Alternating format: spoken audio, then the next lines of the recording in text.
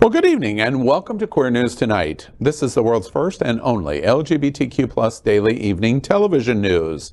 We're broadcasting live and then we're available on demand. And we're available on all smart televisions, including Roku, Apple Television, Android TV, Amazon Fire TV, YouTube, and Facebook. It's time to queer up the news.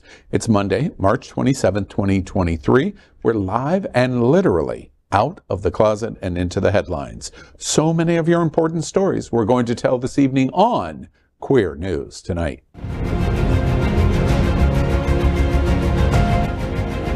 This is the world's first live daily LGBTQ evening news show, literally out of the closet and into the headlines on Queer News Tonight with Al Ferguson. I'm your anchor at Queer News Tonight, Al Ferguson, and this evening we bring you the news of and a perspective representing the LGBTQ+ community from South Florida, America, and across our planet. This is the world's first and only unedited live LGBTQ+ evening news show. Whatever happens unique in LGBTQ+ news, you will see it and hear it. Hotspots Magazine Happening Out Television Network is a nonprofit 501c3 media company in the same model of PBS and NPR, but designed for the LGBTQ+ community. Our mission is to support the 10 pillars of our LGBTQ+ community. We want to inform and educate the key issues of our Black community, Latino, lesbian, trans, student and youth, seniors, HIV/AIDS, healthcare, business, political advocacy, and faith. Help us support our community. We are part of one of the largest LGBTQ+ media companies in America, Hotspots Magazine and Happening Out Television Network. Our magazine is celebrating 38 years of the LGBTQ+ experience, and our television news, talk, and entertainment shows support our mission to educate the LGBTQ+ and broader community. Well, let's begin by welcoming anchor FayWhat. She is a radio and television personality and has a popular blog and YouTube channel aiming to unite the L and the G together. She's a hostess and MC for many South Florida events, an animal advocate, and owner of Faye's Fur Family. Also, make sure to catch the FayWhat Show, the first LGBTQ+ morning show, Mondays at 9 a.m. Eastern online or your smart television. And Faye was the winner of the 2022 SFGN Best Local Television Personality. Welcome, Faye. Hello, boys. I'm so happy to be here. And let's say my name right. FayWhat! All right, thank you. I had a wonderful weekend. I have to give a big shout out to all the folks over at SunServe. The SunServe Shine Gala was incredible on Friday. The who's who was there dressed to the nine. There was not a pair of shorts in the house. And it was beautiful. And then the rest of the weekend, I was at Palm Beach Pride with Velvet Lenore, Julie Seaver, and the whole crew over at Compass. You guys are just so wonderful and so welcoming, and I love you all. And I'm exhausted. Time to kick ass in another week. Welcome to Monday. Next up, let's welcome my brother from another mother. We call him Dr. Julio Capo, and you got to call him doctor because he paid a lot of that. With a junior. With a junior. Yeah. Dr. Julio Capo Jr. Shade. All right, the doctor makes him smart, the junior makes him young. You get it? All right. Julio is a proud board member of the Stonewall National Museum and Archives in Fort Lauderdale, one of the largest LGBTQ+ archives in the United States, and an associate professor of history and the deputy director of the Wolfsonian Public Humanities Lab at Florida International University. He's the author of the book Welcome to Fairyland, Queer Miami Before 1940, and an editor and contributor to the Made by History section of the Washington Post, which offers historical context to today's headlines. Good evening, Julio. Welcome back, Hola, papi. mi amor. It's so good to be here. I saw your photos. You looked gorgeous, as always. I want to plug a little bit of Stonewall, the awesome, great work that they're doing at the Stonewall National Museum and Archives and Library here in Fort Lauderdale, one of the largest. You know, they've existed for almost, actually over 50 years, right? So almost as old as the Stonewall riot itself. Incredible. Like, it's an incredible. And April 13th through 16th, they're hosting this annual thing that they do. It's called SNEP, the Stonewall National Education Project. That's to help make education much more inclusive of LGBTQ studies and students and people, and the work that they're doing is incredible. Check them out online, Stonewall National Museum and Archives, and support the great work we're doing. It's more necessary today than ever, right? As LGBTQ studies, Black studies, ethnic studies remain critically under attack. We need this work. All right. now that I went on my little... It was important, though, Julio. It's so important, and thanks for sharing that space. All right, let's welcome anchor Dr. Edward Summers. Dr. Summers currently serves as the primary therapist and program director at Eye Care Treatment Center in West Palm Beach and primary therapist at United Recovery Project, URP, in Lake Worth, Florida. Prior to working in the treatment industry, Dr. Summers was the founder and CEO of a New York-based nonprofit, the Thinkubator, Inc., an innovation and workforce development organization that crafts innovative strategies to complex local challenges that have global implications. Dr. Summers previously held faculty ranks in public administration and policy, political science, and executive leadership positions at some of the nation's preeminent universities, such as Marist College, Union College, and Long Island University. Hey, Dr. Summers. Hey, thanks for that, Dr. Capo. It was great this weekend, FayWhat, to be at the Palm Beach Pride. Yes. Honestly, it was pretty amazing. I can't express enough. Compass Community Center, I mean, it was just an amazing event to see families, to see young people, to see trans people. Despite what's going on today, it was just great for our community to come together. I spoke to a young man who is transitioning from female to male, and he just was in tears the whole weekend. He said he was in tears because he felt like he was home. Yeah. He felt like he was among his people. So it was really significant weekend. So it was very powerful, and it was a great weekend. And I'm tired too. Right? And there were dragons everywhere, and nobody got hurt. No, nobody got hurt. It was amazing. Well, only Al looks tired. So tired. So now let's Friday. Now let's welcome anchor Ryan Hurst. Ryan is the Senior Major Gifts and Events Officer for the National LGBTQ Task Force. He has worked in social justice for 10 years with organizations like Lambda Legal Defense and Education Fund and People for American Way Foundation. Welcome, Ryan. Thank you very much, and I am still not a doctor, and my parents are still very... One day. Faye claims an honorary doctorate, so you're the only person at the table that I'm really disappointed in. Yeah, seriously. Well, I have a PhD in Hood, so Well, we are the reporters for Queer News Tonight, and this evening we begin with the queer headlines. The LGBTQ plus community in South Florida and across America is diverse. Our community across the world is vast. And here are the bullet points of the queer news for today, March 27th, 2023. Well, let's begin by queering up drag culture. Wilton Manors drag queen protest as these heels were made for walking. On March 26th, Flag Up invited the community members to drag up the drive, meaning Wilton Drive, at the action-oriented March in Heels protest to address Florida HB 1011 and other anti-LGBTQ plus legislation in Florida going on currently in the Florida legislative session.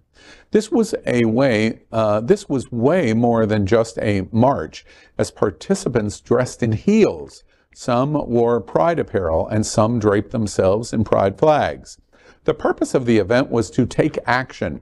The real stops were replaced with action stops along the 1 mile walk. And at each stop, hosted by different drag queens and community leaders, participants made calls to members of the legislature, sent emails, as well as shot, signed, and sent photo postcards.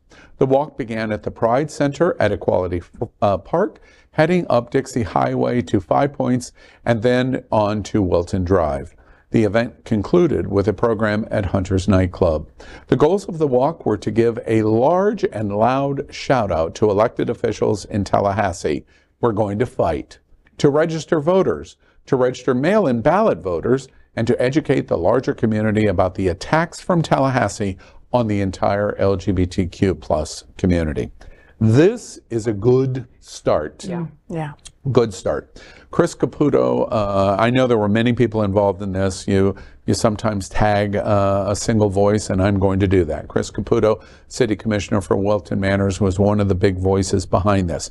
The reason why this is so important today, the day after this protest, is this is percolating in 100 different communities all over America and all over the state of Florida. They will see that video, the B-roll video that we just showed, hundreds and hundreds, and I'm underestimating the crowd size, came to participate. And this was a march to say, first, our free speech is our free speech. Second, drag queens are not sexual, and our governor is lying about it. That's what the march yesterday was all about.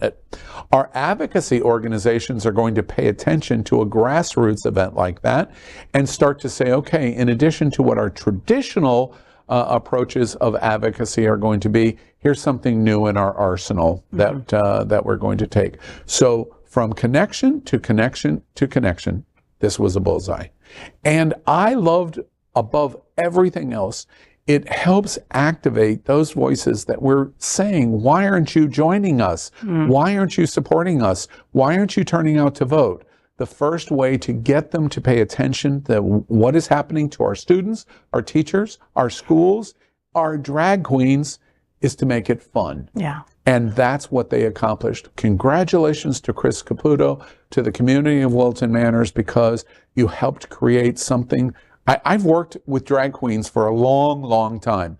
I haven't ever seen an event quite like what happened yesterday. And I think it's just the start. And we've got to give a big shout out to all the heads of the organizations that were there as well. You know, Tatiana Braxton was there, Tony Lima was there, representing SunServe, and it was just an incredible day. Now we need this duplicated 100 times. That's the problem there. You know, this should have been going on at every corner of our neighborhood yesterday, all at the same time, for people to really take note. I was very happy to see the boys out. Okay, because that to me, you know how upset I was during Roe v. Wade, that I felt that the gay boys completely abandoned all the women in LGBTQ plus. Yeah. But the boys came out yesterday, and that meant so much. And I have to give a big shout out to all the boys who sent me a text a couple of weeks back saying, Faye, where the hell do I find size 14 heels, right? And this is going to you, Gary Van Horn. He texted me, and I told him Amazon has it, and he bought these amazing red heels that he could he only made it 3 blocks, but you did amazing in them,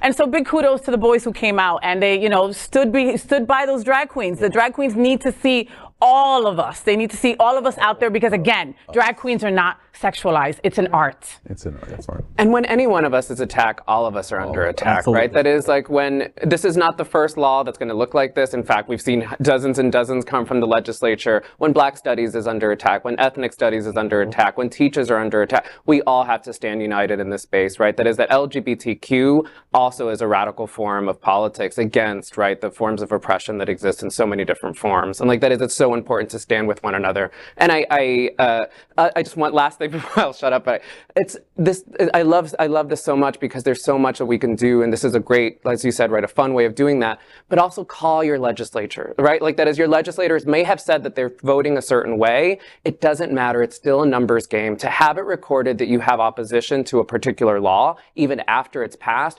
it makes a massive difference. It's a numbers game for them, and they need to know that their voters, right, that their constituents are not happy with the work they're doing. If I could just for a moment, Ryan, focus on you. Your seat at the National Task Force is a little bit different.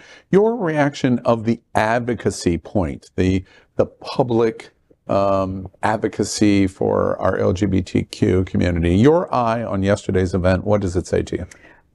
One, I totally agree with what Julio just said. I also love that they were doing voter registration there. Not only do the politicians in the legislature pay attention to how many phone calls are coming in, they get monthly voter registration reports. They see when something happens in the news and voter registration ticks up, or people start switching voter affiliation. They pay attention to that, and I think that's so important. So I think it's great. I think it's wonderful that we did something fun, we did something community and family oriented, and we also did something that activated people and gave them a next step. Allows them to take control of our fate and our power. We need to own our power, and sometimes just being visible is such an act of bravery, and doing things like marching allows us to own that power. I also love, in Tennessee, I don't know if you all saw this, but there are artists, straight cisgender male artists, went out and did comedy shows, music performances in dresses and wigs, to stand in solidarity. And, you know, that's the kind of activism that we need right now. Donna announced the new concert in Nashville. Absolutely. Specifically in support of the trans community and the drag community. She announced it just yesterday. Oh, I missed that. She's adding Nashville to the program and making it a fundraiser. And it's just, it's important that we are coordinating with local, state, and national organizations. That's really how we're going to harness our power and win these battles. You know, just one last thought. This is a great start. It's only a start, but it's percolating in 100 communities around the country, including continuing here in Florida and in South Florida. I hope that this story will be shared. If production could run that B-roll again of the video that we showed from the walk, I challenge RuPaul. RuPaul, come to Wilton Manors or to South Florida, to Fort Lauderdale, and be right at the front of the line of a protest march like this. It would send a shot that would literally be heard around the world. If you do it and you can't come to South Florida, do it in West Hollywood, or do it in San Diego at Hillcrest, or do it in the Castro in San Francisco, or do it in Palm Springs, wherever it is. I promise you, if I read one word that RuPaul is going to participate in an event like this, and I have any notice at all, we're coming to cover it, wherever it is in America. We need RuPaul to come out and lead a protest like this. Did you hear about the telethon that RuPaul's having? Yeah. That's a start as well, it is, right? May 6th, yes. You know what back to our reporting on it tomorrow. What I would love is for us to do this on election day. Yes. Like, I think it's great, and I think you're right, Al, that this is a start, but we need to get people out to the polls. Yeah. That's the way we're going to actually affect change. Yes, it's great to register folks to vote, but you actually have to show up to the polls. 100%. And that's what we have to do a better job with. In heels. We should all show up in heels. I want to be in some heels. Yeah, absolutely. You like that a lot, right? Like, yeah. Like, why not? I'm sitting here going, no, yeah, that's great. That sounds so much fun. All right, now let's queer up sports. 2 Florida Panthers players joined the growing trend and refused to participate in South Florida Hockey Pride Night. Puck drop between the Panthers and Leafs last night, but the real drama took place pre-game. Florida warming up in Pride jerseys, but brothers Eric and Mark Stahl sitting out, saying publicly the jersey goes against their Christian beliefs. Not so for the rest of the team. You know, a night like tonight, for me, like, really is just all about including everybody, and like it's in my opinion, it's by far the greatest game in the world, and everybody's welcome in my locker room. The NHL has held annual Pride Nights for years. Most players embrace them. The vast majority of players and teams firmly support human rights, firmly support the LGBTQ plus community. It's only a small, tiny number that are the detractors. But those outliers make headlines. San Jose's goalie opted out of wearing a Pride jersey last week. This Philadelphia defenseman did the same in January. I respect everybody, and I respect everybody's choices. My choice is to stay true to myself and my religion. And it's not just NHL players backing off. 3 teams have recently canceled their pre-game Pride skates. Chicago citing a potential backlash against Russian players after that country passed a law making it illegal to promote LGBTQ rights. In the case of Russia, athletes can quickly become geopolitical actors, and actors without agency, so geopolitical victims. Off-ice NHL moves that hit players in much lower leagues hard. This Calgary rec team made up of LGBTQ players. In making progress in life, sometimes you do have to take steps back before you can advance forward. But I mean, I would be remiss without saying that we were absolutely disappointed to see this and heartbroken. Well, back in the big leagues, the NHL insists their sport, their league, is for everyone too. Aaron Collins, CBC News, Calgary. Players for the National Hockey League's Florida Panthers, Eric and Mark Stahl, declined to participate in the team's Pride Night on Thursday, citing religious beliefs. Eric and Mark Stahl of the Florida Panthers have become the latest hockey players to refuse to take part in Pride-related activities. ESPN reports that the brothers declined to wear LGBTQ-themed warm-up jerseys like the rest of the team. In a statement released by the team, they said, quote, "We carry no judgment on how people choose to live their lives and believe that all people should be welcome in all aspects of the game of hockey. Having said that, we feel that by us wearing a pride jersey, it goes against our Christian beliefs, end quote. Previously, San Jose goalie James Reimer refused the gear, and the Chicago Blackhawks canceled plans to wear it, saying it could imperil its Russian players back home. Teammate and all-star forward Matthew Tkachuk had a different view on participating in Pride Night, saying that the players in the locker room have the right to their opinion, but that he was excited to be a part of the event. The Pride Night event included fundraisers for LGBTQ+ nonprofits and a ceremonial puck drop featuring Stuart Milk. That's the nephew of civil rights leader Harvey Milk. Whoa, so there's a lot to unpack here. Yeah. I have to, neither here nor there, but I play on a few gay leagues, and one of the softball league got an invitation to be a part of, not to be a part, but to attend Pride Night. And a lot of us were really excited about it. I couldn't attend for a number of reasons, but I was really excited about it. That is, these things are really meaningful, right? To kind of be there in these spaces and see spaces that are not historically, right, LGBTQ friendly. Yeah. The NHL has a long, long history, not just of homophobia, but of anti-blackness. I mean, there's of really not being a particularly welcoming space unless you're a white man, right? Like it has a long, long history of that. So there's a lot about the story to appreciate, that is that it's still held, right? Like unlike in other instances that they didn't, I mean, they canceled it, right? Else? Yeah. I don't want to kind of take a huge victory and oh, at least they didn't cancel. Like, of course you shouldn't cancel this, but that is, it's really important that we're talking about kind of the ways that we should all kind of find our voice and our protest, right? Write to the Panthers, write to NHL, and show your support of having LGBT inclusive spaces in this, right? Like we're also supporting you, and you need to support us, right?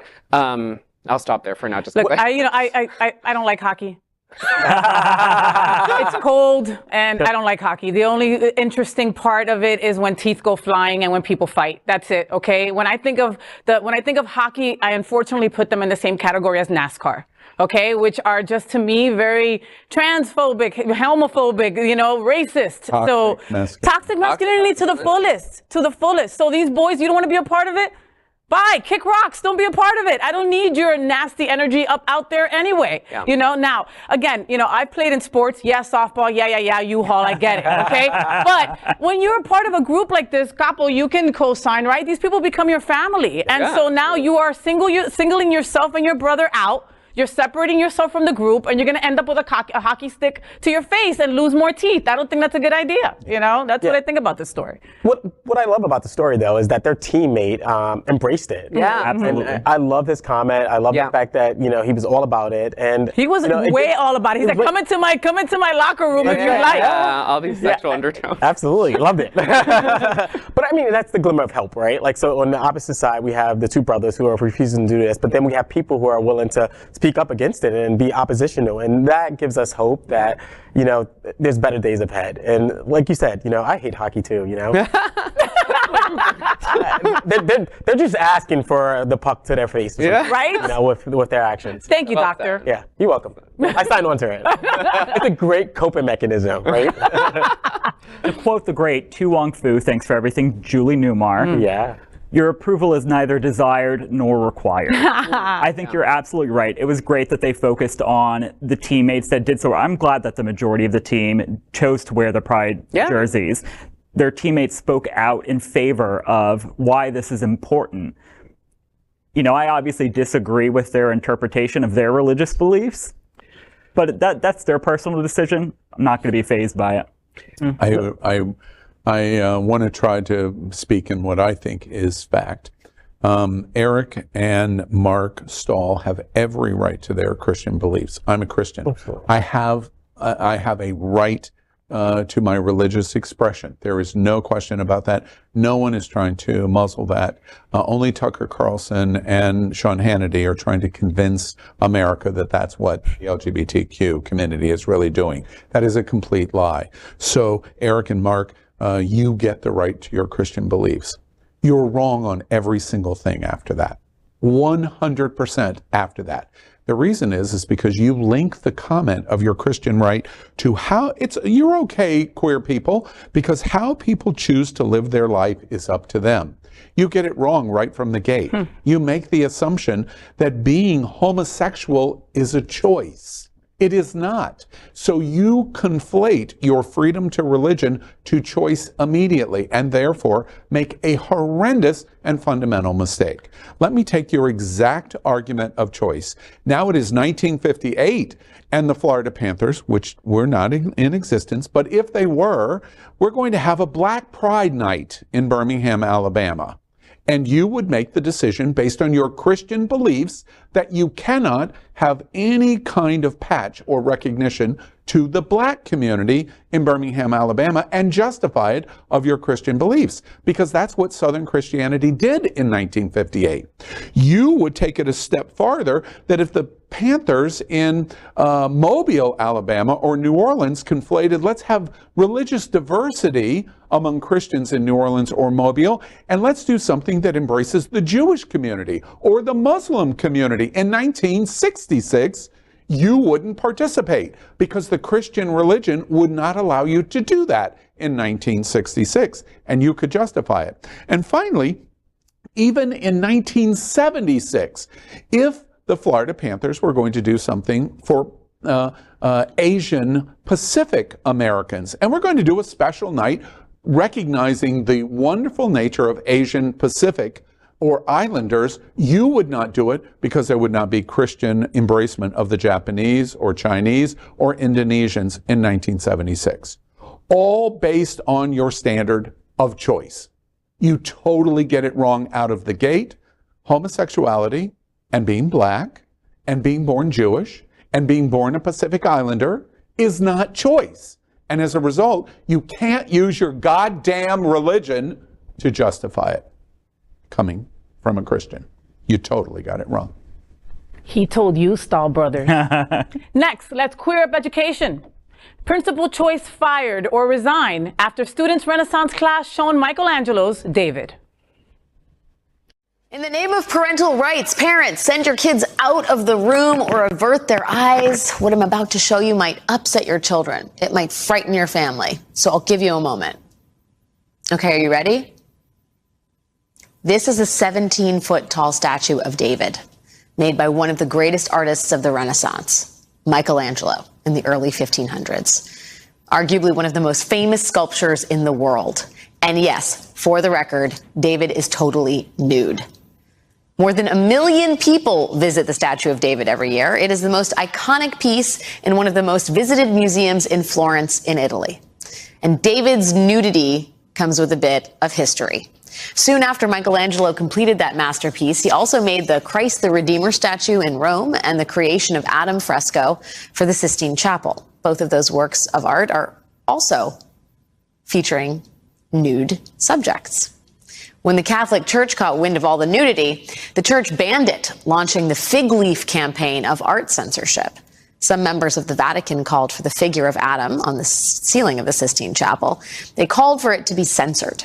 Nude figures in Michelangelo's other fresco there, The Last Judgment, those nude figures got underpants. His Christ the Redeemer statue got a permanent bronze girdle. And his renowned statue of David got a fig leaf. So that was the 16th century. Sometime around the 20th century, David's detachable fig leaf was finally removed. According to some historians, that happened in 1912. Now, today, in the 21st century, a school board in Florida appears to be channeling that 16th century fig leaf campaign. A charter school in the state capital called Tallahassee Classical. The school began teaching Michelangelo's masterpieces to its sixth graders, meeting a school mandate to teach kids in that grade about the Renaissance. But one parent complained that the lesson, which included Michelangelo's David and the Creation of Adam, along with Botticelli's Birth of Venus, that parent complained that the lesson was pornographic.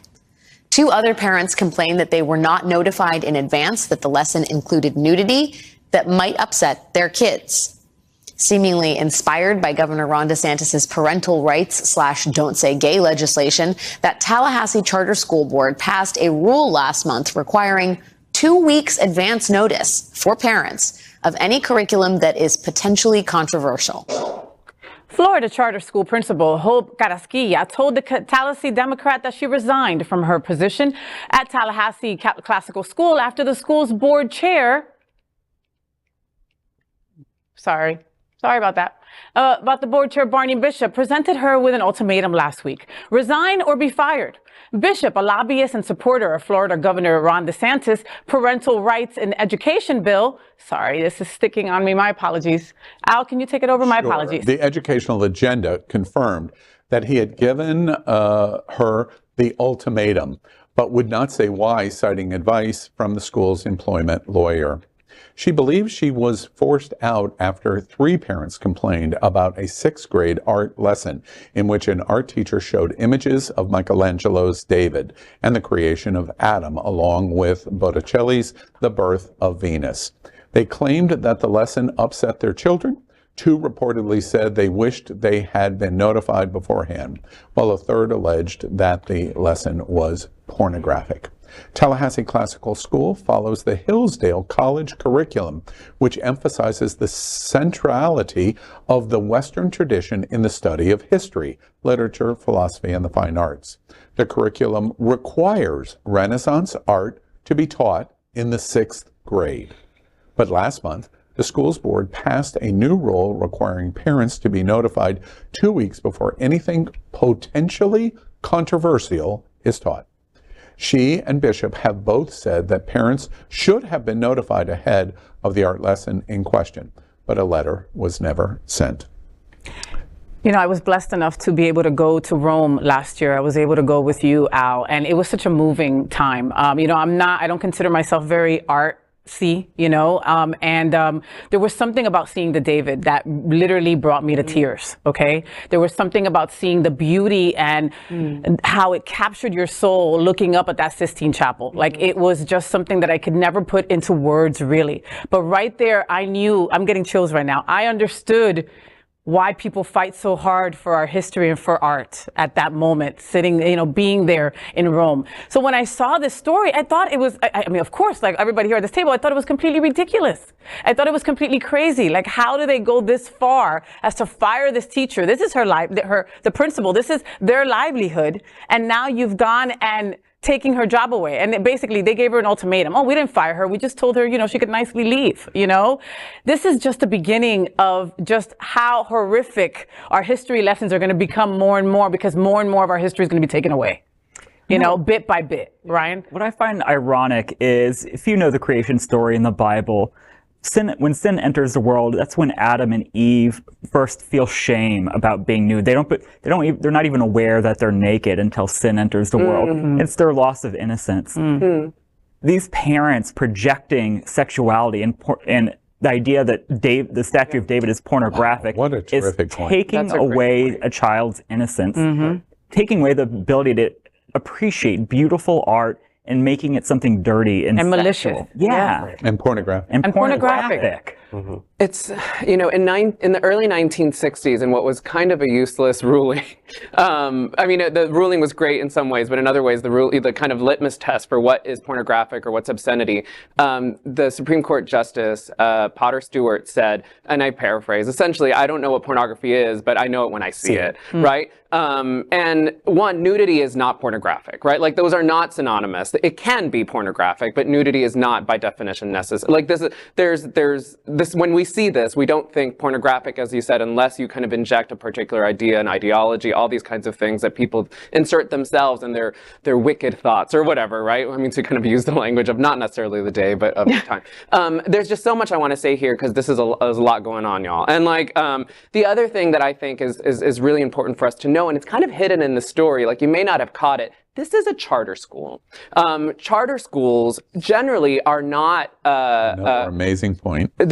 Are often immune from a lot of the legislative bills. Like, Don't Say Gay technically doesn't apply in the same way to charter schools. Charter schools, of course, are subsidized by the state, by your taxpayer dollars, to essentially create voucher programs, right? And last week, or the week before, the governor signed a new bill to expand vouchers for all, right? To help. What's happening here, in addition to a lot of other things, is essentially the doing away of public education. All of this is under attack in really, really dangerous and really critical ways, and we have to be paying attention. The fact that this was done in a charter school is actually indicative of something way. There's a lot looming here. It's called fascism. And it's a form of fascism.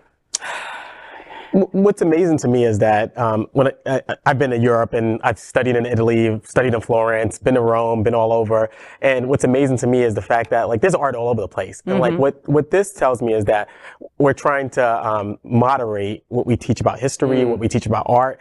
Like, what are you going to teach people to draw sticks and figures? I mean, to me, the David represents true art in its truest form. You know, Botticelli, one of the most infamous Florentine artists. I mean, it's amazing, that amazing art that can be learned from his technique. And in 6th grade, I wish I learned that stuff. I didn't learn it until I was in college. Same. Like, Yes, I thought it was amazing. I was so amazed when I studied in Florence. I didn't want to leave Italy. When I studied in Italy, a lot of my friends wanted to travel all around Europe. I said, no, I want to just stay here because there's so much to learn here. And in that 6th grade, the fact that this charter school is following a college curriculum, right, I think is amazing. That exposure to art, culture, you know, I just think it's amazing. And this is what we're trying to take away from young people. We're trying to take away the exposure, and we're trying to take away teaching them to be liberally educated. And that's the to me the real moral of this story is that we don't want them to be culturally educated. You know, for me, so far in 2023, this, if not at the top, is right at the top of the most horrifying stories that we've told at Queer News Tonight. Not only because of the ominous warnings that all of you give. I was standing next to Faye when we were in Italy. Faye is active in the voice of Unity on the Bay, which is not a queer church. It is a church. It is a religious institution, just like the Baptists, the Catholics, the Methodists, and the Episcopals. She's active in that church. We were traveling with 60 people from churches in Italy. Mostly LGBTQ. And mostly LGBT religious people of that support of faith.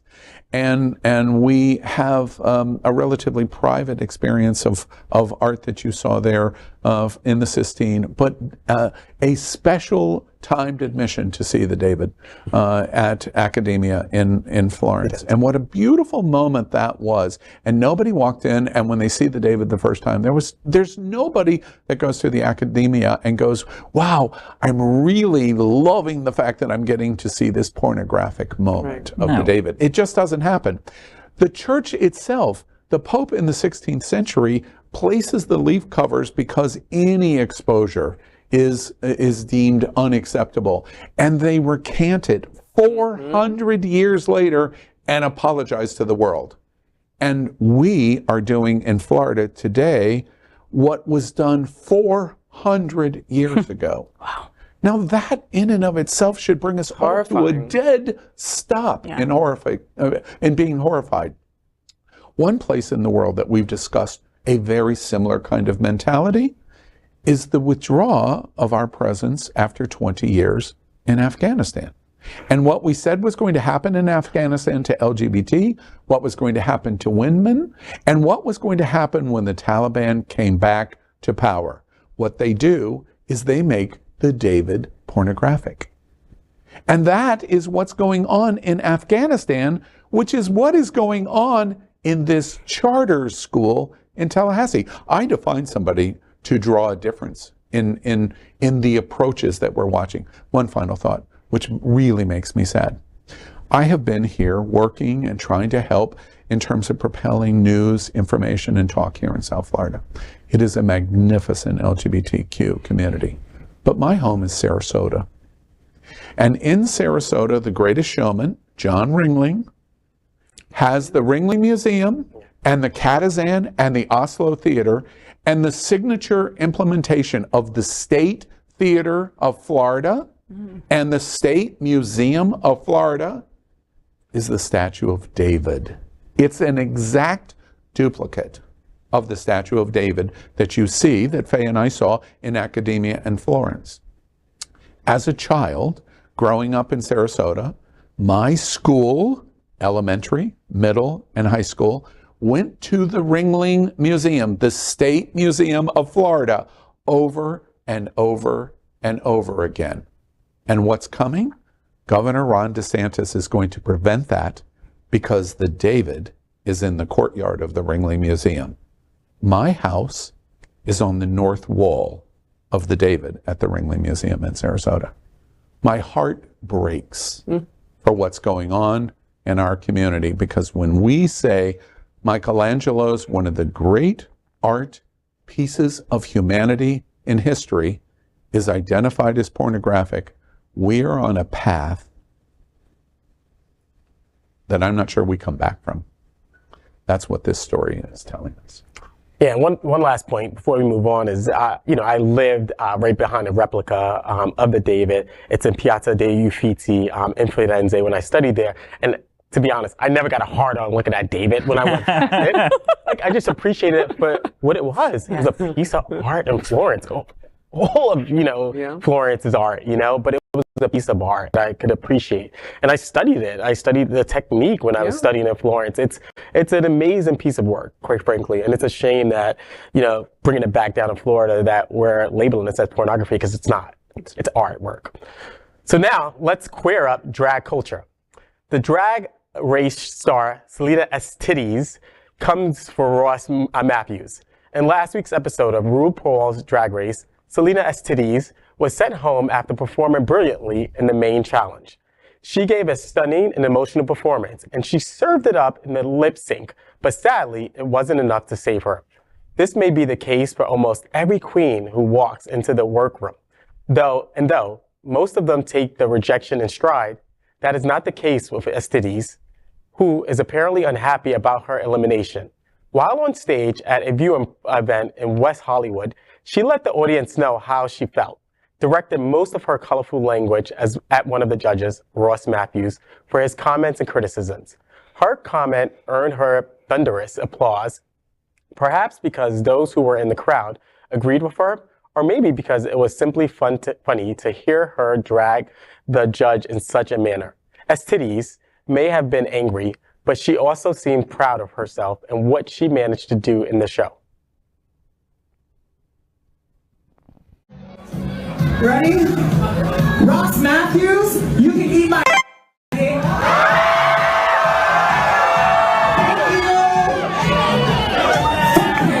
What the fuck does he know about that shit? Bitch, I should have been wearing a black bodysuit. Bitch, look what the fuck you're wearing, you sequin sweater jacket ass little bitch.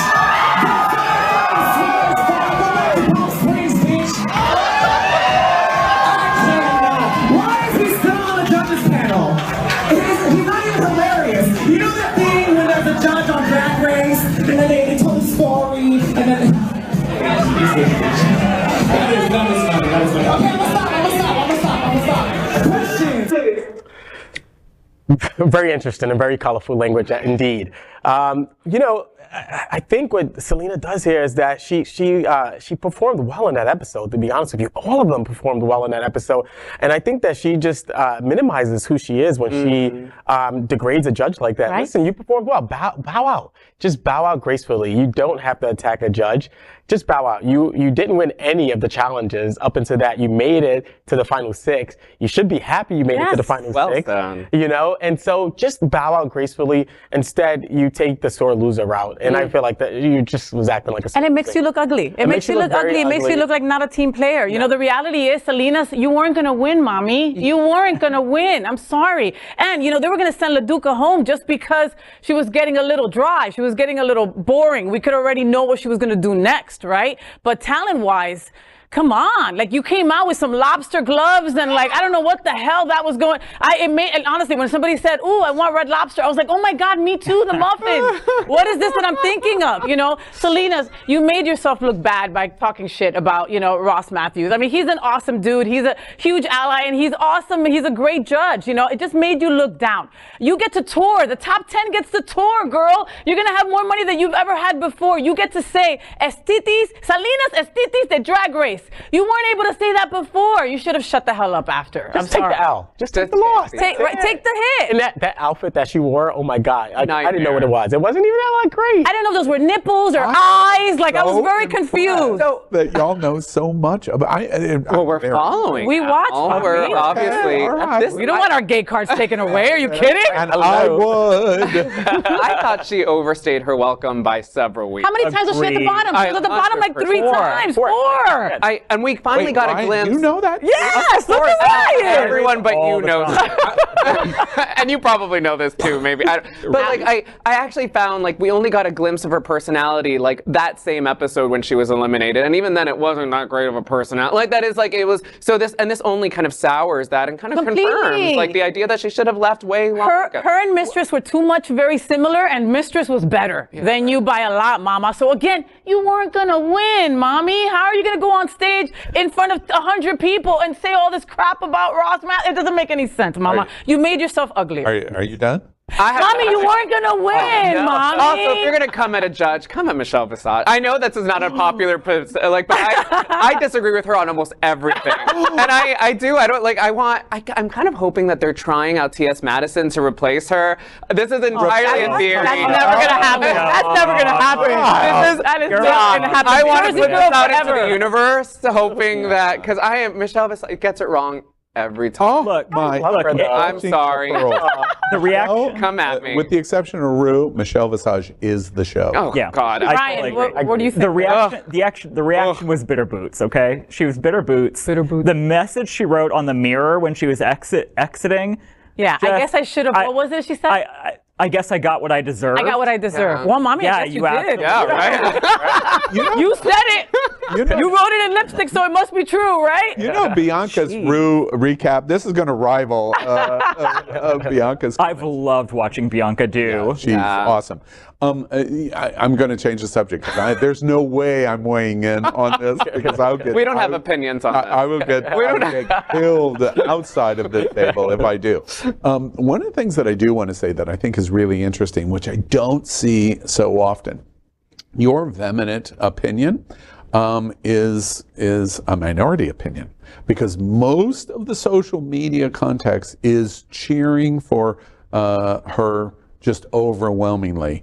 And the reason they are is because of what she did. And one of the things that I think is interesting is what is it about our popcorn eating moment of going, oh, we love the fight and the agitation. It's not really the end conclusion of was the right decision made or not in terms of the competition. We love that she attacked Ross Mathews. That you watch it in that video when she says it. She's done it in other places. There's been overwhelming support for her because she did that. Because it seems like we like bitter. We like bitter boots. We like bitter boots. I like when there's drama and stirring the pot on the show, when the person that they're attacking has an opportunity to defend themselves and respond. What I didn't like about the video that we just watched was that it seemed angry, it seemed little, and there was no way for Ross to respond. Yeah, well said. But the crowd loves that. And many viewers love that. And gratuitous. Well, after a bunch of vodka sodas, I love anything that's on stage. Truth. So. Truth, yeah. That's true, right? Yeah. Interesting. Well, next, let's queer up the USA View. New report shows millions of LGBTQ plus Americans could be missing from population estimates. As we head to the busy upfront advertising buying season, it's worth noting that millions of Americans and possibly hundreds of billions in LGBTQ plus spending are possibly missing from the current industry-recognized estimates of at least 20 million LGBTQ plus people in the United States, with $1.4 trillion in household spending. These well-intentioned tallies are only counting people who live their sexual or gender identity openly. It does not count the more than 16 million more individuals not yet living openly in their LGBTQ plus identity, meaning there could possibly be nearly 40 million LGBTQ plus Americans. Those 16 million people are estimates pulled from Gallup's own figures and statistics. As a result, this population adjustment would conservatively make the household estimated spend by queer people to be about $2.3 trillion, significantly higher than most estimates. In the article, written by Michael Drew Kelly in Advocate.com, he asks, quoting, "Counting LGBTQ plus people in a poll means counting openly LGBTQ plus people. But do those not yet comfortable identifying as queer not absorb LGBTQ plus content and or not respond to anti-LGBTQ plus politicians at the polls?" End quote. he says if you harmonize the number of those openly identifying as LGBTQ+, and those who are closeted, you'd get about 12% across the generations, on average, identifying as LGBTQ+. You know, I understand the importance of counting LGBTQ people in terms of entertainment, but what that really matters is in terms of the census. The National LGBTQ Task Force does a huge campaign in advance of every census called Queering the Census. And that's because it's important to stand up and be counted if you're openly LGBTQ, and even if you're not, because what is determined by the census? Appropriation dollars, congressional districts, you know, healthcare, education. So much. So well said. So it's important to be counted. And how do you account for people who aren't ready to identify as LGBTQ? You know, I like that perspective. I like the way you worded it too, because I mean, the story essentially reduces us to consumers, right? Like that is like, what is it we're spending money on? What is it like? And then when we reduce us to consumers, like any kind of problem in this, in a capitalist system, right? Is that also then we're targeted as consumers and like, oh, you know, you'll drink Smirnoff or you'll do whatever. And like, and that's when. Is that good or bad? I think it can co-opt very clearly a social and political movement that you become like, you know, gay pride and also drink Smirnoff or whatever, right? Like that's very rainbow much what capitalism. It's 100% rainbow capitalism, right? No, and that's I would say that's bad. Like, I mean, that is, I do appreciate, though, the necessity for us to be counted, but I like the way you worded it. There is like the where let's count it where, I mean, it's not like if we just say like who's watching gay porn, it's just LGBTQ people. Goodness, like how many straight men do I know who watch gay porn? Already knows that. Allegedly. Allegedly. Yeah, you say allegedly. I don't allege. You don't allege nothing. You know what's sad about this? I mean, not embarrassed. It's just I think we all probably know people. I know people that are afraid to put that on the census, okay? I mean, and you would think that in this day and age, and now with the amount of hate that's being targeted towards our community and the governor that we have here in South Florida, I have a feeling that those numbers are going to be even worse. You know, there's going to be more people that are afraid. I mean, you know, I know healthcare workers that are afraid to even touch somebody in LGBTQ+ because they really feel that Ron DeSantis is going to have their licenses and destroy them, you know? What if you're a teacher? My goodness. Even worse. The counter to that, though, I think the importance of like counting individuals and trying to advocate for people to identify themselves in these censuses is that one, when we, first of all, when the numbers are growing, people in communities can all of a sudden identify that, wow, I have, you know, I'm not 5,000. I have 5,000 people in my community. Wow, I'm not alone. So like, let me like now stand up and say I am and be counted. But I think more importantly too, for advocacy purposes. The more we identify, the more that we can show our elected officials that we're in their communities, we're part of their constituencies, the more likely they are to change their positions on policies, quite frankly. And so I think it's so critical that we try to advocate and we try to communicate that the importance of people identifying. I know it's hard. I was in the closet once upon a time. It wasn't easy, but I think the more we get out there, the more we communicate and talk about the importance of it, the better we can advocate for ourselves. Ryan, I want to come to you very specifically, just broad summary. This last election, Charlie Crist running against DeSantis and Val Demings running against Moran. Did the LGBTQ community turn out? I mean, task force said, we're happy with what happened in LGBT. I know not happy with the election, I understand. But Demings and Crist lose between 1.7 and 1.8 million votes. How did the LGBTQ community do in their advocacy in Florida? Yeah, I mean, I think, you know, in Florida in general, you know, across demographics, LGBTQ and not, people just did not show up in the way that they were supposed to. And I think we're seeing now the ramifications of a Governor DeSantis who wins by a larger margin than, any governor in recent history, and can go to the state legislature with a super majority and say, I've got a mandate. This is what the people want. You know, unfortunately, we are dealing with ramifications of that now. We are going to have a hard fight ahead of us to defend our rights, to crawl back and get some of the rights that we are now starting to lose, because we're going to have to work and do that again. That could have been stopped if we had shown out in the last election, and it can be stopped if we show up in the next one also. I want to follow up on this point and a few points that were made earlier, because I don't want to always be gloom and doom, but but that is, I also really want to appreciate the significance of LGBTQ consumerism, right, in affecting change. So that is, if we think about the 70s with the anti-Coors beer, protests, and perhaps the most famous in the 70s was what was known as the gay cot, that is, protesting against Anita Bryant's association with Florida orange juice, which was incredibly powerful. ACT UP did this in the 80s and 90s, no doubt.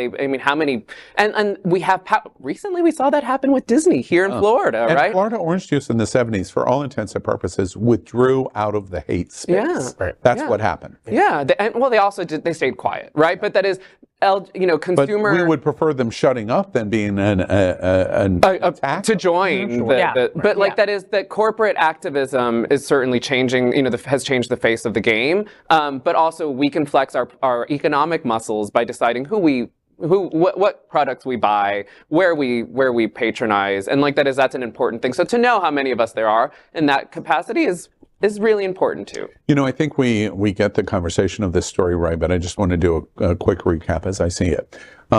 Advocacy is incredibly important. We got our asses handed to us in this election. My question scientific term. It's scientific.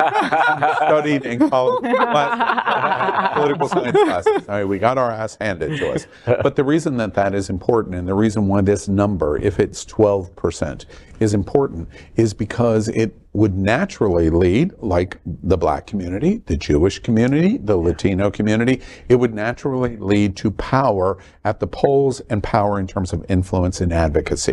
So that's the question here. So my question is very intentioned of Ryan. Did we turn out in the way we should have?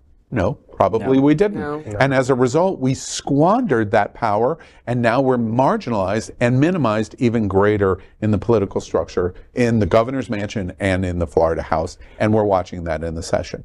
That's bad news. Second, if it is 12%, it's very important in terms of even rainbow capitalism. The reason why, in my opinion, it is not bad is because if we were spending $2.3 trillion, of every estimate says about $1.5 trillion.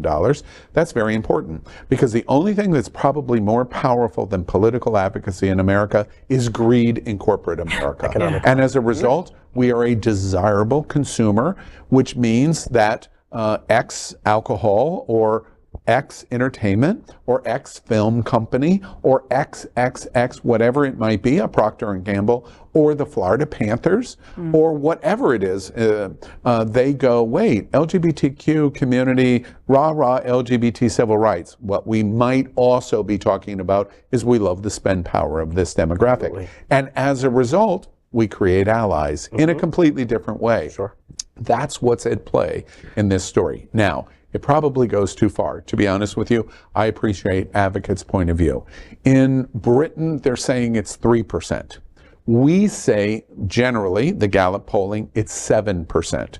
We say if it's millennials, but especially Gen Zers in identification and community, it's probably 20%. And what this is suggesting is the real number, if everyone came out, would be 12%. So 7 to 12%. That sweet spot is so critically important, because whether it's 7 or whether it's 12, the higher the number goes, the better our advocacy results are in Florida and in America for trans, for Black, for lesbians, in every possible way. And the higher the number goes from 7% to 12%, the better support we get in corporate America. And we need a Disney. We need a Procter & Gamble. We need NBC Universal, because they have the ability to stand up against Ron DeSantis. That's why this story is important.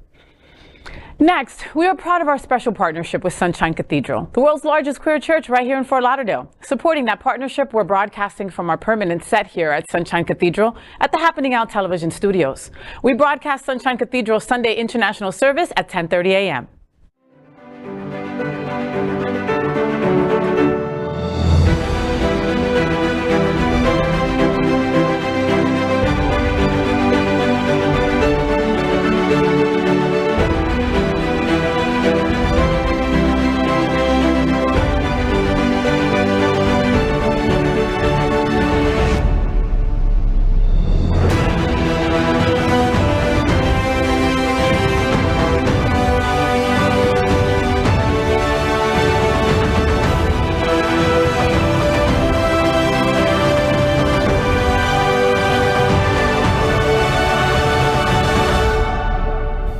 Hi, I'm Don Darminio, and I'm proud to say that Sunshine Cathedral is my queer church.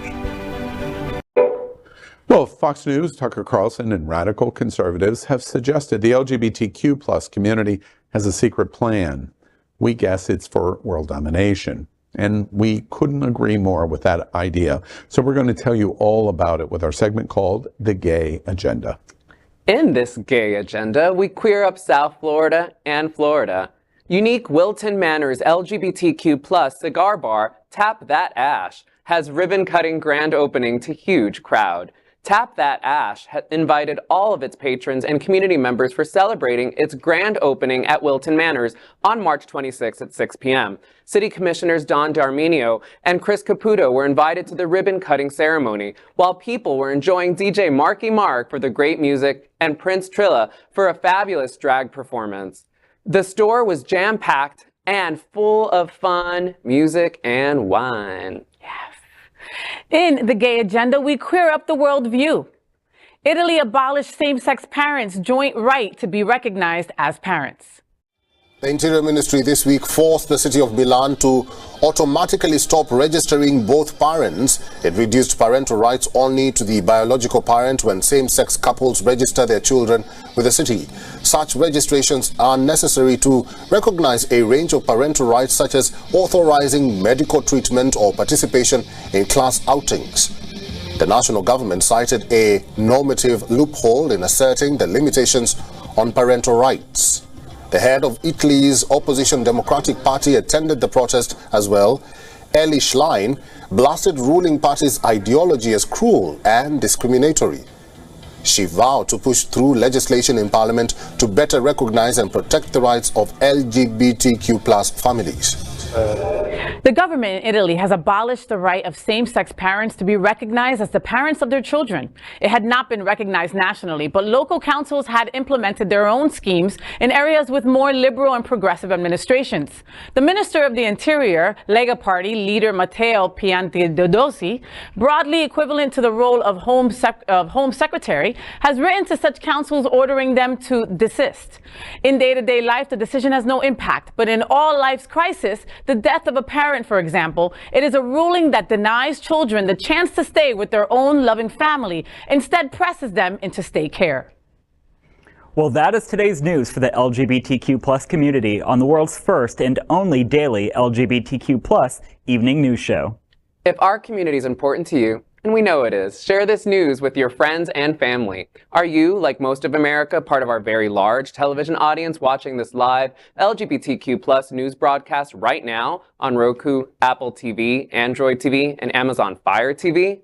Queer News Tonight is the only live LGBTQ plus digital television show in the world that is out of the closet and into the headlines. We need your support. If our community is to grow, we must tell our stories and bring them to the attention of the broader world. This is the only place in the world that tells these types of LGBTQ plus stories in motion and sound. That is the passion of Hotspots Magazine, Happening Out Television Network, and Queer News Tonight. I'm your anchor, Al Ferguson, and on behalf of these LGBTQ plus reporters, the anchors of Queer News Tonight, including FayWhat, Dr. Julio Capo Jr., Dr. Edward Summers, and Dr. Ryan Hurst. Not a doctor. Faye's the only one that's not a doctor. PhD in Hood. We will see you daily at 8 p.m. But before we end our broadcast, we have one final story. Next, let's queer up the big interview. Harvey Milk Foundation to honor Carol Moran, lesbian founder of Pride Center at Equality Park, at Diversity Honors.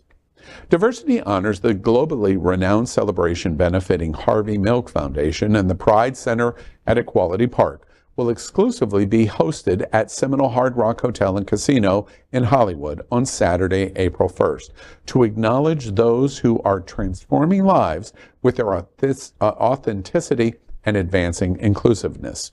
This year, the foundation will honor Commissioner Nicole M. Ramirez with the prestigious Harvey Milk Medal, Carol Moran with the Pride Center at Equality Park Alan Schubert Award, and Stoli Group's Global CEO Damian McKinney with the 2023 Global Business Leadership Award.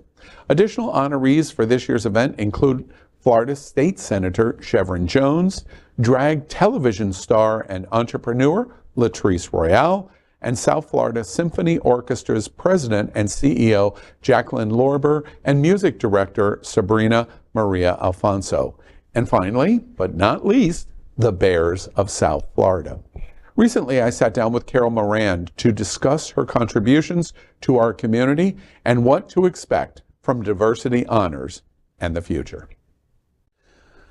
Well, it seems to be award season all over our country, and that's true in LGBT too. And one of the big ones is coming up April 1st at the Seminole Hard Rock Harvey Milk Foundation's Diversity Honors. And we're really excited tonight here at Queer News Tonight. We have Carol Moran here, legendary lesbian that's joining us, one of the big recipients of the upcoming Diversity Honors. Carol, welcome to Queer News Tonight. Thank you. We are so excited to have you here. Of course, the timing is perfect for us because we have a month-long mission to talk about the women in our community. It's National Women's History Month. We always make the joke. It allows us to talk about women for 31 days, and then we don't talk about them again for the rest of the year. That sounds fair. Yeah, it sounds fair. No, it's not fair. Carol, as many of our viewers know, and those of you who are meeting Carol for the first time, is the owner of Apartment 9F in Wilton, Manors. I've eaten in your restaurant many times. It's a fun and quiche kind of casual chic place. I love it. You did good on that. Thank you. She's a community activist and perfect for us to be able to talk about diversity honors. So, Carol, welcome to Queer News. Thank you. So, first, let's talk about Apartment 9F. We are talking at Hotspots Magazine and Happening Out Television Network, not only in the South Florida community, really all over the country, because we're watched in Roku and Apple Television. People all over watch, and they pay attention to many of the stories that we do in South Florida. And so, perfect opportunity to talk about Wilton Manors and look at other communities around the country, what's going on. Apartment 9F is unusual, women-owned restaurant right in the heart of the gay, meaning boy-borhood of Wilton Manors, or it seems like that. What was your inspiration in terms of wanting to have a restaurant and be right there on Wilton Drive? What was the motivation? Wilton Manors is my house, really. I kind of developed more of who I am there because when I left corporate America, I was living in South Beach and I saw this little article about this kind of up and coming gay area. Yeah, it was a mobile home park when you read about it. Oh yeah. And then I came out there and I'm like, there's trailer parks here. Yes. That's right. This is gay? Right. What? It's our little secret. They're not here anymore, America, but once upon a time, Wilton Manors was a big trailer park. Yes. So I moved there and I thought I was just tired of South Beach. And I moved there and I just really nestled in and wanted to make a difference, and we have to have a viable community that's safe for us.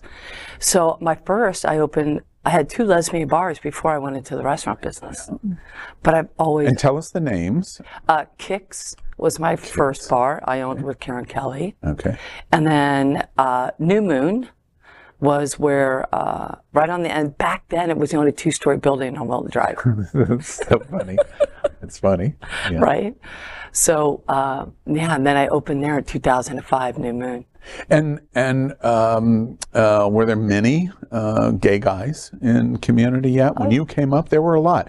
Were you accepted right away, or were you an outsider working your way in? No, I was accepted. You were? Yeah, I wasn't in any competition to any of the bars. Yeah. And we had a very good sense of community. John and Cliff, from Rosie's, they've been there 20 years. They were my neighbors across the street. Yeah. So we always did communal events together. Yeah.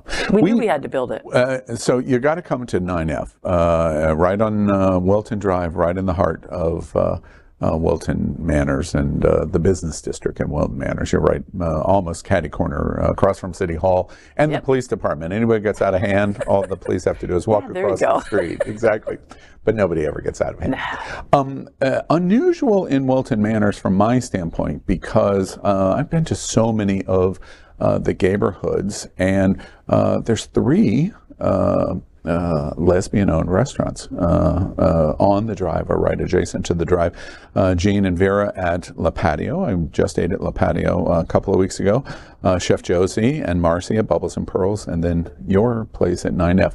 Does it surprise you that there's 3 women's-owned restaurants on the drive? No, I mean, I don't know if it surprised me that there's that many or that little, you think. Oh, is it too little? I don't. I would love to see more women-owned businesses.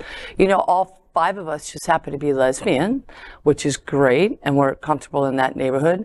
But you know what I mean? I would love to see more of it. I just think for me in Wilton Manors, it's about being hands-on and being in the community. Yeah. And I hate to say we're kind of, since we're small, we do that. Yeah. It's interesting to me because we report at Queer News Tonight, lesbian and women's issues are one of our 10 core pillars of our 501c3 media platform. And we report lots of really tough news about what's happening to the lesbian community in America and here in Florida. We've reported we're down to 26 lesbian bars in America. 30 years ago, there were 200 to 300 bars, and today 26. It seems to be a trend. What do you think accounts for the visibility of the women in our LGBTQ plus? I think it's a couple things. I think the more acceptance we got, the less we needed that felt safe space, right? As a younger generation was coming up, they were going to any bar. They didn't feel as threatened, especially here, in Florida and Wilton Manors, they could go anywhere and not really get hassled. So that was a plus of our hard work in helping get us accepted in the community, but then it had a little bit of a negative backlash that women didn't feel like they needed to go to a safe space, aka a lesbian bar. I think also social media plays a big part in that. There's a lot of social groups, so people can go and meet other women outside of a bar. But I do think a lesbian bar is viable. I would like to open another one again. I do feel that it has a place. And when people say that women don't support, oh my God, that upsets me. We do support. We do support. There's millionaire lesbians, there's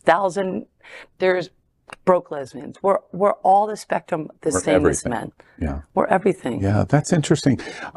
In terms of what has happened at Wilton, you've had these 2 bars. You've been here in Wilton Manors for a long time, leading voice for the women's community of LGBT in Wilton Manors. Do the gay guys do a pretty good job, do you think, with women in Wilton Manors, or there's a lot of need for improvement? I think they do a good job. I don't think there's that tightness there was before, that it was women only and men only. I think it's become more intermixed and more intermingled, which is good. Yeah, well, and I have to say at 9F, virtually without exception, when I go to 9F, whether it's sitting inside, you have great sidewalk seating in the front. I hope Wilton Manors continues to embrace that, because outdoor dining is France. Let's be France in Wilton Manors. I always notice how many women are there. There's a lot. But I also notice how many men there are. There was a really good mix. Was that intention, or it just happened? It's the energy and the vibe, and it's hopefully it's the energy and the vibe. And I'm in this community. This community is everybody. Yeah. You know what I mean? I want my women to feel safe. I want my men to feel safe. Yeah. You know what I mean? I want everybody to come and be like, okay, this is I can be me. I can be you. Well, you got to try Apartment 9F on Wilton Drive. Let's talk about why you're here in terms of this award. We're going to talk about diversity honors in specific, but let's talk about some of the history. In the 90s, you lost your brother to AIDS. He was 38 years old. You've talked a lot about it. I read a lot about, in preparing a conversation with you on diversity honors, I read a lot of what you said. Tell us about what that experience was for. We just did a town hall on Women's History Month, and one of the things that jumped off the page for me, which I'm embarrassed to say I didn't know as much about as I should have, is the women that were participating in this town hall that we did talked about how lesbians were front and center in the 90s in the AIDS crisis. They were the nurses. They were the hand holders.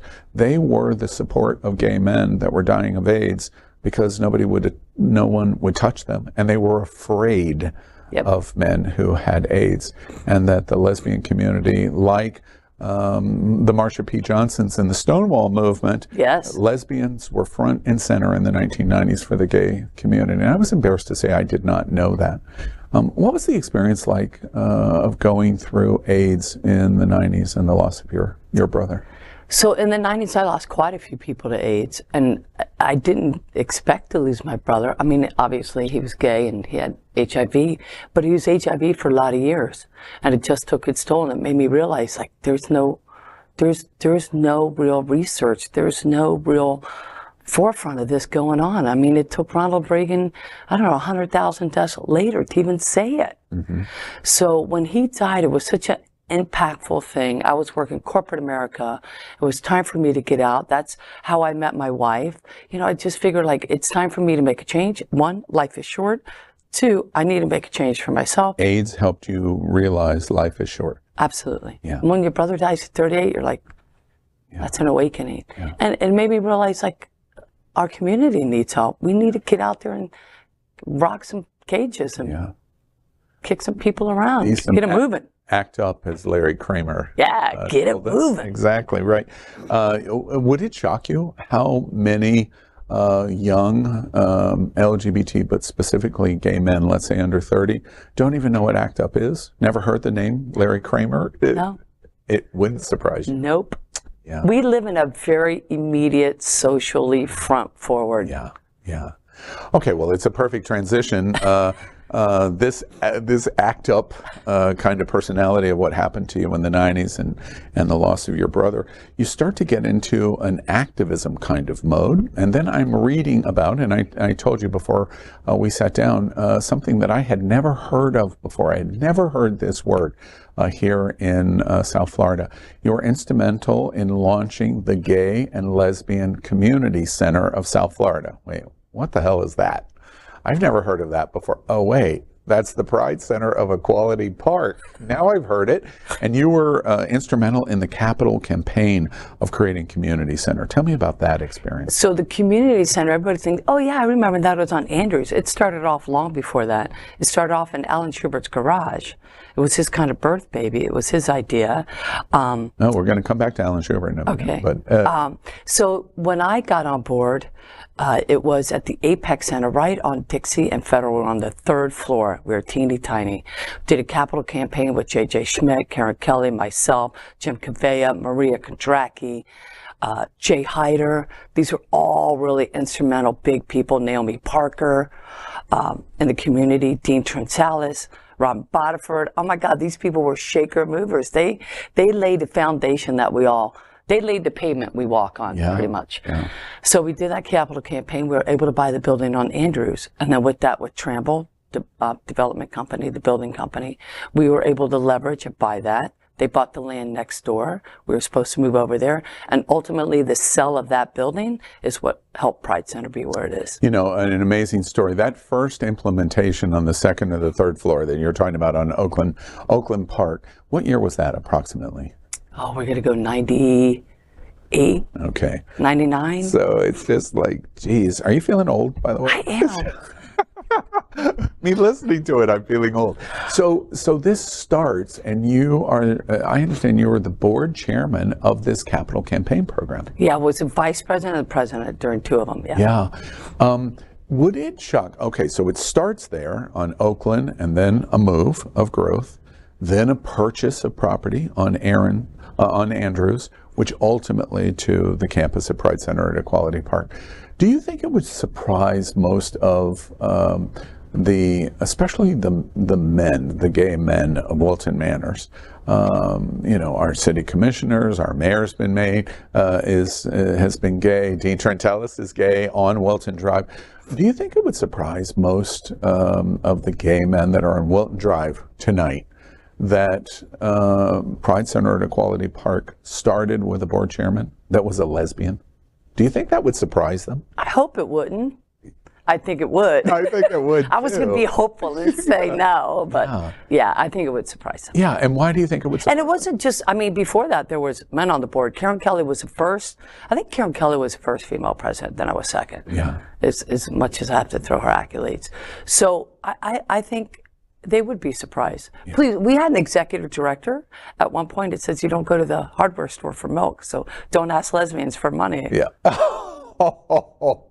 Oh my Said goodness. it to me. Oh my. Oh my Goodness. What was your response He's to that? still alive. He's still alive. Okay, well, Carol just told me, leave it at that, Al. Leave it at that. Yeah. Okay. So we move off Andrews and the property is bought at Pride Center. Let's talk about Pride Center at Equality Park. I tell friends, I've traveled all over the world, 147 countries. That's awesome. And I tell people, gosh, you really should pay attention to what's going on in Wilton Manors. Pride Center at Equality Park is a standard bearer of community center for an LGBTQ community. And while it's in Wilton Manors, really for all of South Florida, Pride Center is a leader in terms of community. For people who have never been on the campus of Pride Center at Equality Park, just describe what goes on there, how it works. To me, I think it's like the kitchen sink or the kitchen of the community. You kind of go there, you start there. You have a house party, everybody ends up in the kitchen, you know? So Pride Center to me, and that whole campus, it's just all encompassing. You have the older generation that is being housing. There's no reason that we should have to go back in the closet as elderly when we have to go into nursing home or things like that. So that was a very important part that those guys tackled and took on. With free HIV testing, social groups. Trans-inclusive. Hosted there. Absolutely. You know what I mean? We did the Bishop SF Mahi Awards. Pride Center is instrumental in that. So it's all encompassing. So I think that when you get on that campus and you kind of see what they've done and what we've done, what the community is doing and supporting, it's pretty cool. Carol, I have to say, all right, so you're in South Beach and you're the L in our acronym. You decide, there's this crazy little trailer park up in central Broward County that you're going to move to, and you start this activism and this development. You invest your time and your effort and your own money in a business structure in Wilton Manors and on Wilton Drive, and then the first of the formation of a meeting in an upstairs building on Oakland Park, and then that move, and then Andrews, and then to Equality Park, now Pride Center at Equality Park. You think back in terms of your commitment in Wilton Manors and in the community, and the development of Pride Center, does it give you pride in terms of your involvement in it? Oh, that's a good question. I guess it does. I never really thought about it. I mean, it's pretty cool. It's definitely cool to see it happen. I don't know that it had that much of a forward vision way back then. You didn't think about what you were accomplishing? Is that what that means? Basically, I just thought, like, let's do something. You're just driving, step by step, one foot in front of the other. Yeah. One foot in front of the other helps develop the foundation of one of the most important community centers in America. Yeah, that's pretty cool. That's Carol Moran. Well, thanks. It's true, Carol, and it's what brings us to diversity honors. There's this guy, I don't know if you've ever heard of him, Harvey Milk. He that guy. Yeah, that guy in the 1970s. He's done a few things. Right, he's done a few things, and a few things cut too short. Yeah. I'm curious first, before we talk about Harvey Milk Foundation and diversity honors, if you were in San Francisco in the 1970s, how would Harvey Milk embrace Carol Moran? Oh, I don't know. I don't know how he would. I know how I feel I would embrace him. Be like, let's go. I'm on board. I'm with you. Yeah, let's do it.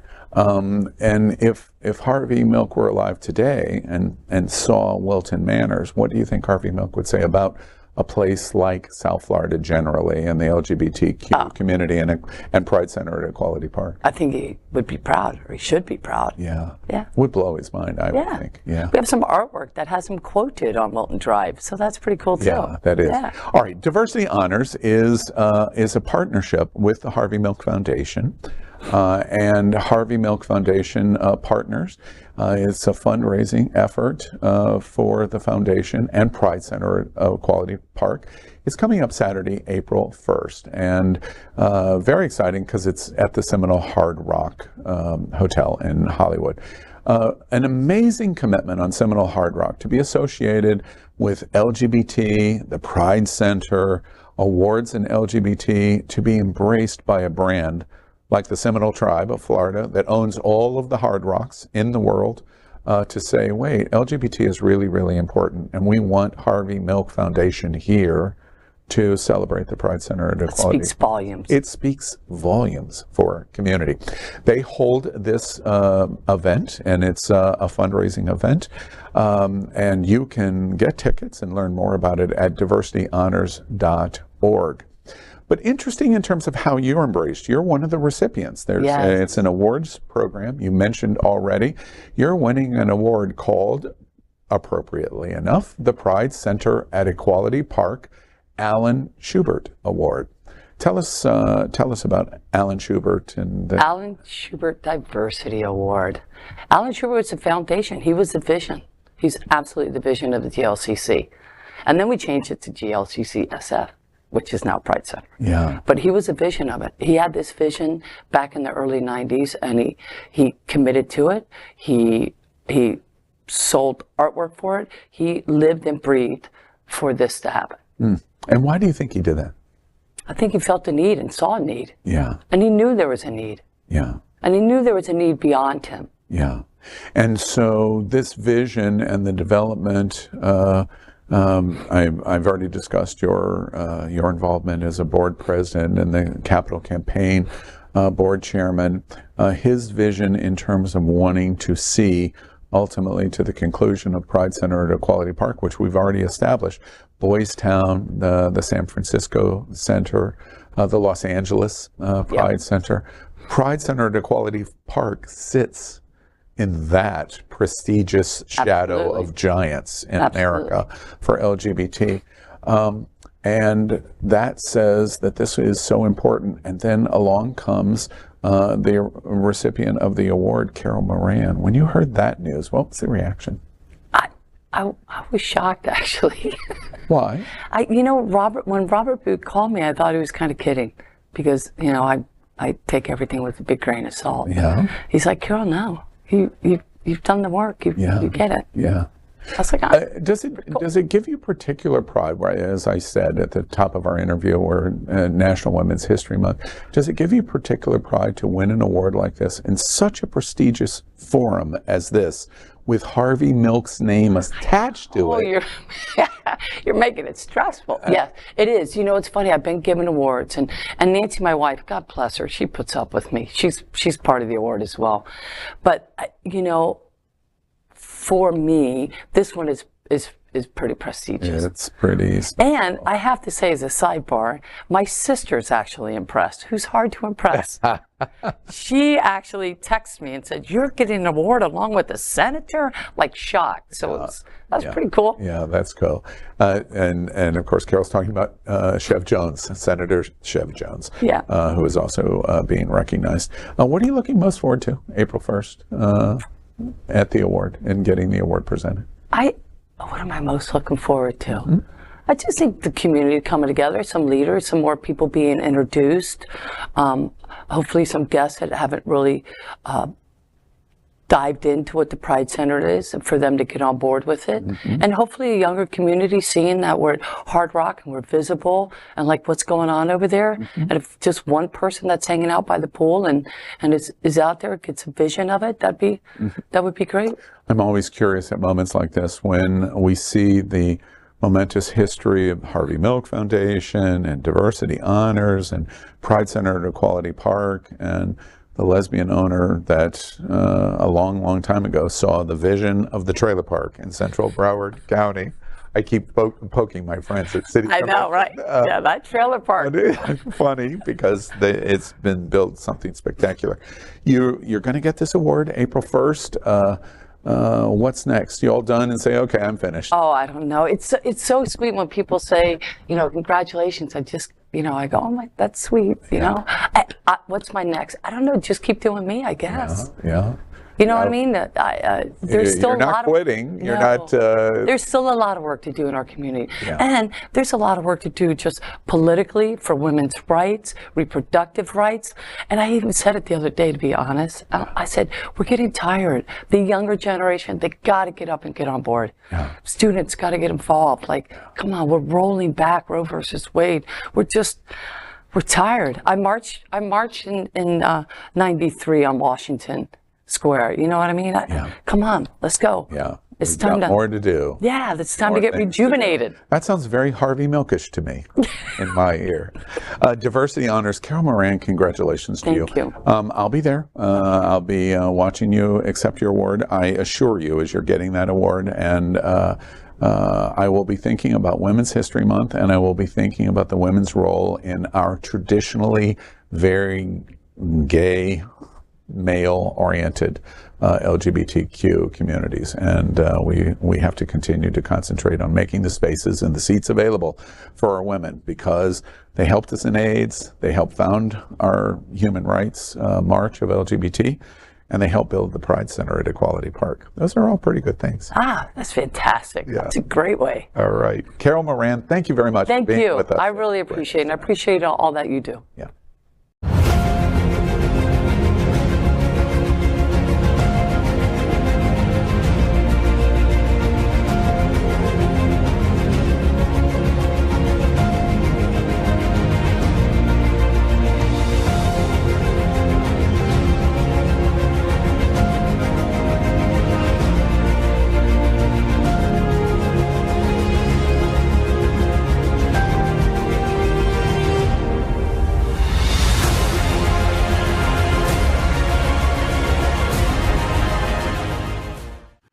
LGBTQ plus news is vital for our community and for the broader world as a whole. We have enough enemies at Fox News. Tucker, Sean, and Laura are loud. We need passionate allies. Happening Out television network, Queer News Tonight, and It's Happening Out are literally out of the closet and into the headlines. Our community needs your support. Like this broadcast and subscribe now to ensure the growth of the